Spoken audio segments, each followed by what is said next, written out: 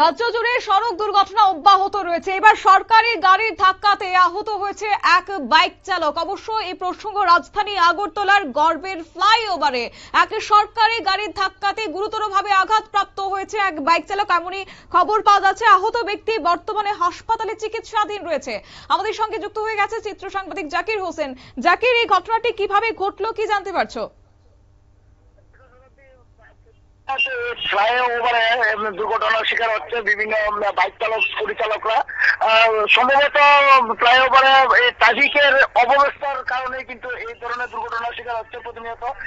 কোনো ধরনের ট্রাফিক থাকছে না ফ্লাইওভারে, কোনো ধরনের সিসি ক্যামেরার ব্যবস্থা নেই। সেই সময়তে কিন্তু প্রতিনিয়ত দুদিন বাদে বাদে কিন্তু আমাদের কাছে এই খবর আসছে যে ফ্লাইওভারে অ্যাক্সিডেন্ট হয়েছে। আজকেও ঠিক তার ব্যতিক্রম হয়নি। আজকেও একটি বাইক আর একটি মারুতি গাড়ির সঙ্গে সংঘর্ষ হয়। PR0160841 একটি মারুতি গাড়ির সঙ্গে একটি বাইকের মুখোমুখি সংঘর্ষ হয় এবং বাইক চালক প্রচন্ড ভাবে আহত হয়। সেই আহত ব্যক্তিকে ফায়ার সার্ভিস উদ্ধার করে জিবি হাসপাতালে নিয়ে যায়। যতটুকু খবরে জানতে পারলাম যে আহত ব্যক্তির নাম সুমেন দত্ত, তার বাড়ি সিদ্ধি আশ্রম এলাকায়। তাকে জিবি হাসপাতালে এখন নিয়ে যাওয়া হয়েছে, সেখানে চিকিৎসা চলছে।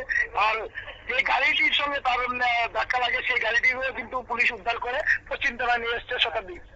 তবে এই সরকারি গাড়িটি কোন দপ্তরে ছিল এবং সেই চালকের বিরুদ্ধে কোনো ব্যবস্থা নেওয়া হয়েছে কিনা, কিংবা ফ্লাইওভারে যেহেতু আমরা প্রায় প্রতিনিয়ত দেখতে পাই যে সেখানে একটা বেপরোয়া গতি, তবে কি সেই সরকারি গাড়িটির ক্ষেত্রেও বেপরোয়া গতি লক্ষ্য করা গেছিল, কি জানতে পারছো?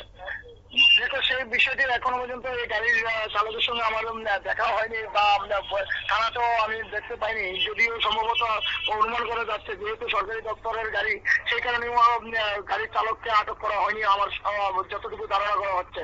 আর সেখানে শুধু গাড়িটিকে নিয়ে পশ্চিম থানায় নিয়ে আসা হয় শুধু গাড়িটাকে, আর বাইকটিকে বটতলা থানাতেই বটতলা যে আউটপোস্ট রয়েছে সেখানে রাখা হয়। এখনো পর্যন্ত সেই তথ্য আমার কাছে নেই যে বাইকের এই গাড়িটি কোন দপ্তরে ব্যবহৃত। ধন্যবাদ।